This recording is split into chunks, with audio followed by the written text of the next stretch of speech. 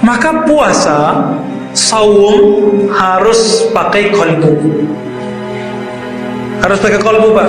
Jadi puasa Bapak Ibu, ikhwan akhwat fillah, naikkan dari puasa anak-anak, puasa fisik menjadi puasa kolbu. Masih ingat hadis nisfu Sya'ban? Allah ampuni semua makhluk kecuali yang di kolbunya ada syirik dan satu lagi kebencian kepada umat Islam. Wattaqullah wa yu'allimukumullah. Takwalah kepada Allah, Allah akan ajar kamu. Kalau kita punya guru kita nggak merasa dekat sama kita, mau nggak guru kita ngajarin rahasia-rahasia? Nggak mau. Maka makna ayat ini, mendekatkanlah engkau, dekatkanlah dirimu kepada Allah dengan takwa, maka Allah akan langsung mengajarmu. Disebut dalam bahasa Imam Ghazali ilmu laduni. Laduni itu gak banyak belajar tapi dapat ilmu banyak. Ya, Nabi SAW ilmunya laduni semua karena gak ada belajarnya. Ya ayyuhalladzina amanu kutiba alaikumusiyam yang dibaca tadi sama qari kita ya. As-siyam. Ini Bapak perlu tahu, tradisi membaca ayat Quran sebelum kajian itu bukan tradisi orang Pekanbaru. Itu tradisi ahli hadis. Ahli hadis disebutkan oleh Imam Nawawi, Imam Suyuti, Ibnu Salah, mereka sebelum membaca hadis atau sebelum mau'izah hasanah, biasanya ada seseorang yang hafiz atau yang bagus suaranya membaca satu ayat atau beberapa surat. Jadi ini bukan bid'ah ya. Supaya apa? Supaya kalbunya tunduk, kalbunya tetap bercahaya. Karena Nabi mengatakan nawiru buyutakum bisalati wa qiraatil Quran. Cahayakan rumahmu dengan salat dan baca Quran. Kata Imam Ghazali, rumah yang hakiki ini tubuh kita, kalbu kita. Maka membaca Al-Quran sebelum kajian termasuk sunnah ulama al-hadis masa lalu ya. Yang hari ini tinggal orang bahkan dianggap bid'ah, seremonial gitu ya. Terserah orang ngomong itu seremonial, itu nggak apa-apa. Kata siyam di surah Al-Baqarah tadi itu plural dari saum ya. Disebutkan di situ seperti diwajibkan kepada orang sebelum kamu. Ini bukti bahwa sebelum kita sudah ada yang puasa. Orang Yahudi, Nasrani sudah berpuasa. Ini ada bocoran dari Imam Al-Jili. Apa kata Imam Al-Jili? Hindu itu adalah agama yang juga dibawa oleh Nabi Ibrahim tapi di wilayah India. Saya nggak tahu itu cocok logi itu apa, tapi ada imamnya yang ngomong. Kalau ada imamnya ngomong berarti dia punya argumentasi. Apa kata dia? Orang Hindu kan punya yang level tertinggi disebut Brahmana.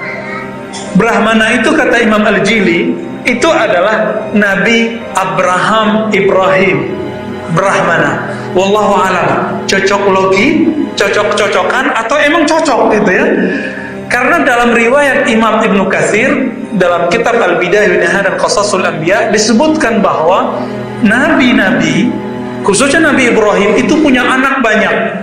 Ada riwayat 6 yang disebutkan di Quran cuma 2, Nabi Ismail dan Nabi Ishaq. Ya, terus yang lain mana? Kita nggak tahu. Dan semua anaknya jadi nabi. Semua anaknya nabi. Jangan-jangan yang Konghucu juga? Nah, tapi kita nggak tahu ya. Wallahu alam. Meskipun sama kayak Nabi Musa, kita mengakui Nabi Musa sebagai nabi kita. Tetap saja Yahudi tidak mengakui kita. Kita akui Yesus Isa sebagai nabi kita. Tetap saja orang Nasrani tidak senang sama kita. Lan tarda ankal yahud ya.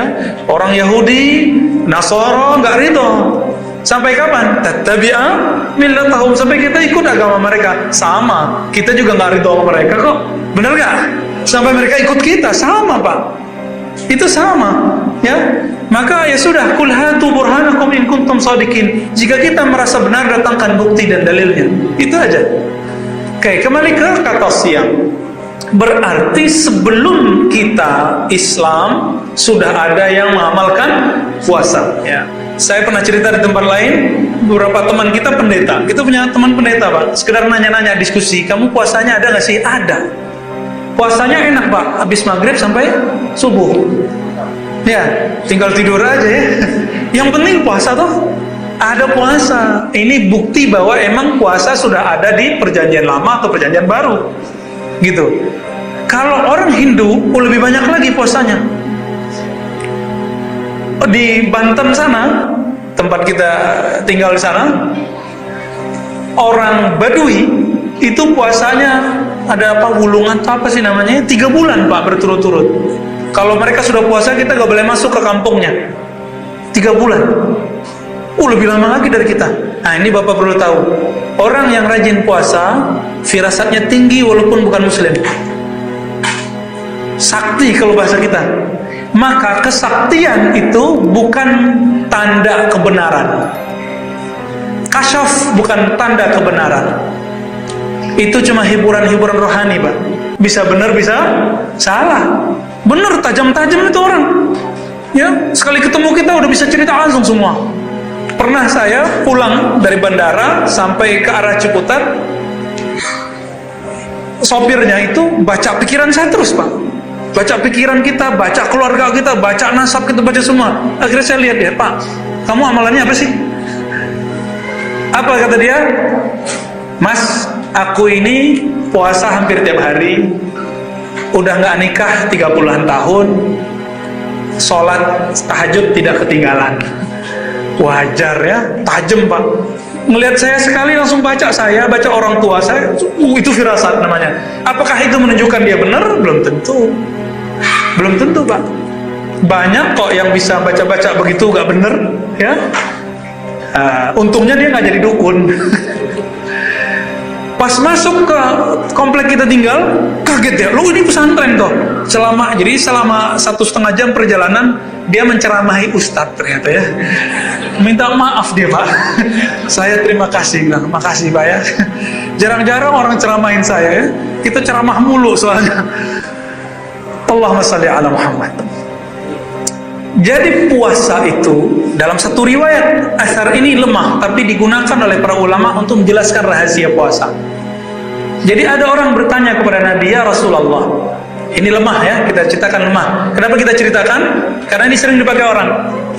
Wahai Rasulullah, kenapa ahli kitab mereka tajam hatinya? Contohnya ketika Nabi pergi safar, pergi ke Syam, siapa yang mengatakan kamu bawa Nabi ya ke Abu Thalib? Siapa itu? Pendeta siapa namanya? Buhairah ya. Itu pendeta Pak, karena dia puasa hampir tiap hari dan dia firasatnya tajam. Firasatnya tajam ya. Siapa lagi yang tajam? Yang pernah mengikuti banyak agama, Salman Al-Farisi. Salman Al-Farisi pernah beragama Majusi, beragama Yahudi, terus terakhir gurunya bilang, kamu ikut Nasrani ya.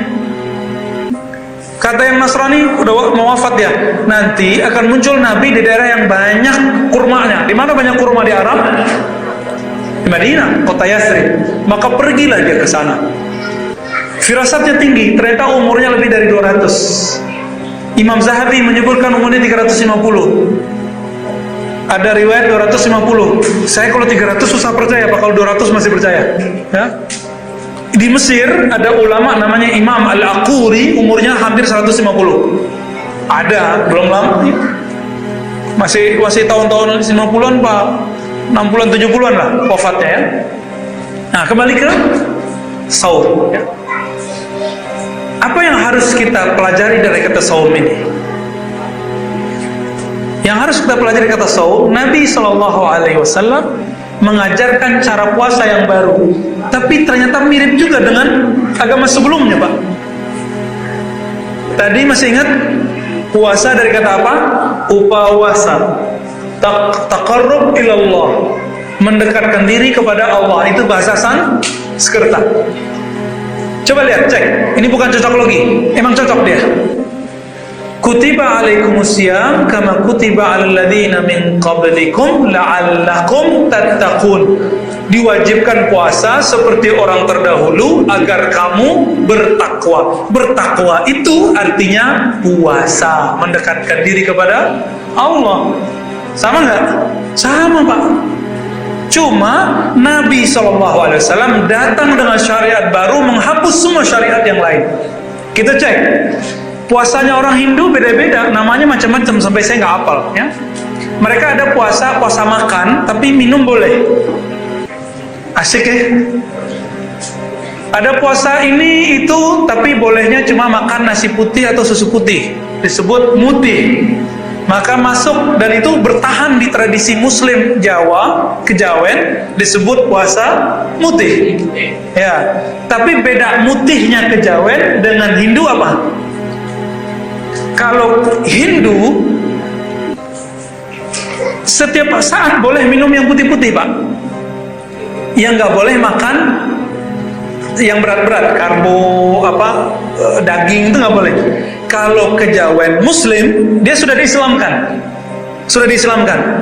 Berbukanya, jadi puasanya kayak kita, mulai dari pagi sampai maghrib, terus berbukanya pakai yang putih. Nah ini, begitu ulama kita berdamai dulu dengan tradisi, sampai kemudian tradisi itu hilang dan berkembang, tersisalah di kalangan kebatinan. Masih ada ya Kejawen. Tapi beberapa kiai-kiai, syekh-syekh membolehkannya. Ya, kita nggak masuk ke bab itu. Kita mau lihat bagaimana la'allakum tattaqun itu ternyata sejarahnya mirip dengan upawasa. Ya, puasa. Mirip, Pak. La'allakum tattaqun. Apa kata Allah? Wattaqullah. Gimana ayatnya Ustaz? Wattaqullah wa yu'allimukumullah. Takwalah kepada Allah, Allah akan ajar kamu. Kalau kita punya guru kita nggak merasa dekat sama kita, mau nggak? Guru kita ngajarin rahasia-rahasia, nggak mau. Maka makna ayat ini, dekatkanlah dirimu kepada Allah dengan takwa, maka Allah akan langsung mengajarmu.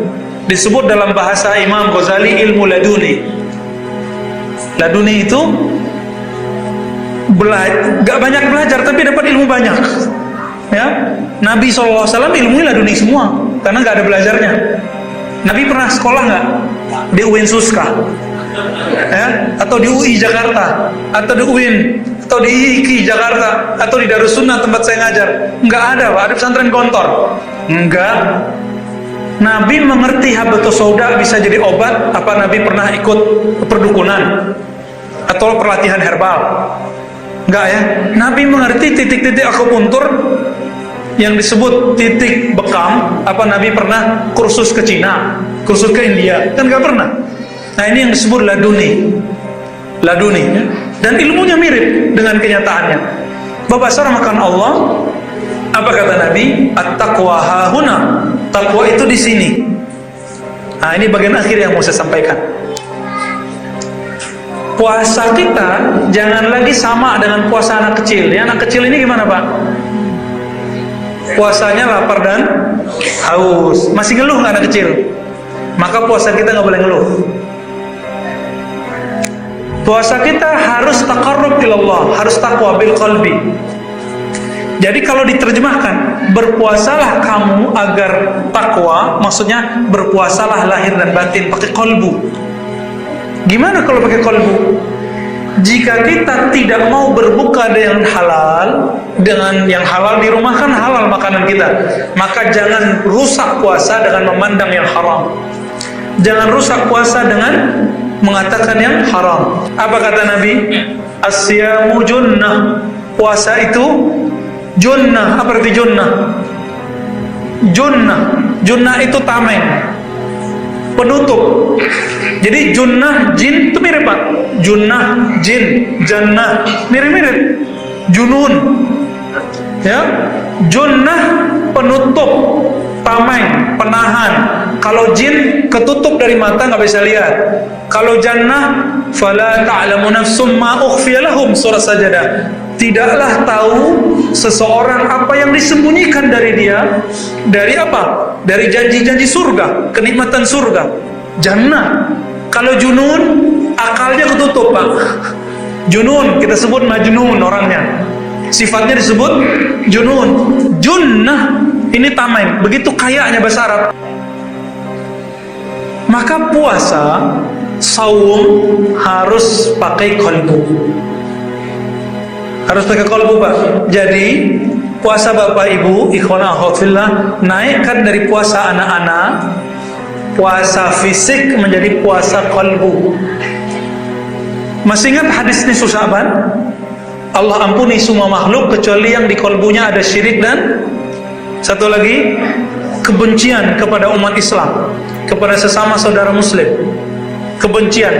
Itu orang kolbunya gak puasa. Maka dikatakan di hadis itu, di hadis yang sama, ya, puasa itu junnah, tameng. Gimana maksudnya tameng? Jika kamu diajak seseorang, kata Nabi, untuk bertengkar, ya, terus dicaci maki, ya, idza syatamahu aw sabahu, jika orang caci kamu, ngajak kamu perang mulut, aw qatalahu, ngajak tengkar, falyaqul inni shaim, katakan aku puasa. Jadi di hadis itu ngaku puasa bukan saat diajak makan, Pak, tapi saat kita lagi diuji emosinya. Emosi itu berkaitan dengan fisik atau kolbu. Kolbu, ya. Jadi nanti kalau masih ada orang bentak-bentak atau ngebel kenceng-kenceng pakai motor, pakai mobil, itu nggak puasa, itu yang nyetir, ya, nggak puasa kolbunya. Nah, hati-hati di rumah. Istri aja nggak disentuh, ya, nggak diperhatiin, auratnya aja kita nggak pernah lihat, ya. Keluar ada yang bening-bening, roknya kurang panjang, krisis kali, ya, kita liatin. Di rumah halal nggak kita pegang, nggak kita liatin. Di luar kita pelototin. Ini namanya puasa bukan pakai kolbu, ya. Maka dikatakan dalam hadis, ya, hadis Nabi SAW, ya, jika kamu berpuasa, fala yarfus wala yaskhab. Yarfus itu berkata keji atau berbuat keji atau memandang yang keji. Yarfus termasuk, ya, jorok, vulgar itu masuk. Nonton yang hot-hot itu, ya, yang blue, ya, macam-macam itulah, ya. Kayaknya ada yang tahu tuh, ya. Maka yang puasa masih melihat itu puasanya rusak. Kalau rusak, ini air tadi dihidangin Ustadz Imam kita ke saya, ya, saya jadi malu, Pak. Di dalamnya ada semut. Saya berani minum nggak? Berani minum nggak? Kalau perlu saya tersinggung, Pak. Ya? Jauh-jauh ke sini ngasih air ada semutnya lagi. Ini orang ngejek kali, ya, nah, gitu. Tapi Allah nggak sebaper itu, ya. Tapi Allah, kalau saya makhluk tidak terima ada persembahan yang ada semutnya, bagaimana Allah bisa terima puasa yang dia meninggalkan yang halal lalu melakukan yang haram? Gak diterima, Pak. Itu sebabnya pas berbuka, ya, Imam Ghazali mengatakan mau cek puasa orang diterima atau tidak pas dia berbuka, balas dendam atau bukan, ya. Kalau dia balas dendam, berarti dia emang baru puasa fisik. Tapi kalau dia santai, tenang, ya.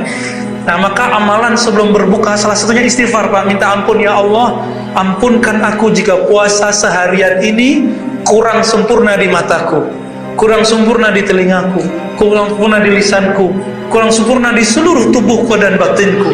Ampunkan, ya Allah, baru, Pak. Itu doa nunggu. Doa nunggu. Biasanya Allah ampuni, ya, masa Allah nggak ampuni? Allah mengatakan, ya, dalam hadis qudsi, tubu ilallah, apa, bukan ini, ya, innallaha, sesungguhnya Allah, ya, tubu, menerima tobat hambanya, malam yugharghir, sebelum belum, ya, sampai ke rohnya sampai di sini. Jadi mau siang mau malam sama aja. Nah, Bapak saudara alhamdulillah. Jadi nanti puasa jangan lagi puasa anak kecil, mulai puasa pakai kolbu, baru nanti la'allakum tattaqun. Jadi kalau dibahasakan, berpuasalah dengan takwa, yaitu dengan kolbu, sehingga kita berhak dapat maghfirah. Nah, baru pas di hadisnya dikatakan man shama ramadhana imanan wa ihtisaban. Coba lihat, ghufira lahu ma taqaddama min dzambi. Ini sering dibaca tapi kurang dijelaskan. Siapa yang puasa imanan, iman di mana? Di kolbu, ya. Berarti berpuasa pakai kolbu, wahtisaban, penuh rasa harap ridhonya, pahalanya, di kolbu atau di dengkul? Di kolbu lagi. Baru ghufira lahu ma taqaddama min dzambi. Ini yang disebut puasa orang bertakwa. Nah, saya doakan semoga yang hadir ini mulai berlatih puasanya level puasa kalbu. Gak usah pakai teori macam-macam ya, udah gitu aja. Puasa pakai hati, puasa pakai kalbu. Kurangi lagi bid'ah-bid'ahin orang ya. Kurangi lagi sibuk dengan aib orang. Nanti 10 hari terakhir ustadz-ustadz kita dibid'ahkan lagi karena ustadznya mimpin sholat tahajud pertengahan malam. Oh, nanti dibid'ahin lagi. Udahlah, kalau kamu puasa, puasakan mulutmu. Nah, kira-kira itu kajian pengantar Ramadan kita. Tarhib Ramadan berarti menyambut Ramadan ya. Nabi SAW menyambut Ramadan dengan amal-amal yang indah, yang bagus ya. Maka mari kita sambut dengan mulai malam ini, mulailah sholat witir. Apa kata Nabi? Autiru ya ahlal Quran. Pencinta Quran gak semua? Walaupun hafalannya cuma kulhu dan kul-kul yang lain, tapi cinta Quran, cinta orang hafiz Quran, cinta ulama yang hafal Quran. Autiru ya ahlal Quran. Berwitirlah wahai pecinta Quran. Ya, Innallaha witrun yuhibbil wutra. Ingin dapat cinta Allah? Kalau kita cinta seseorang, orang itu mau apa saja kita kasih. Jika ingin dapat cinta Allah, maka autiru, berwitirlah walaupun cuma 1 rakaat. Witir itu bukan khusus bulan Ramadan. Nabi bulan Ramadan 11 rakaat. Kita gimana? 1 rakaat aja cukup ya. Minimal ada hubungan mahabbah antara kita dan Allah.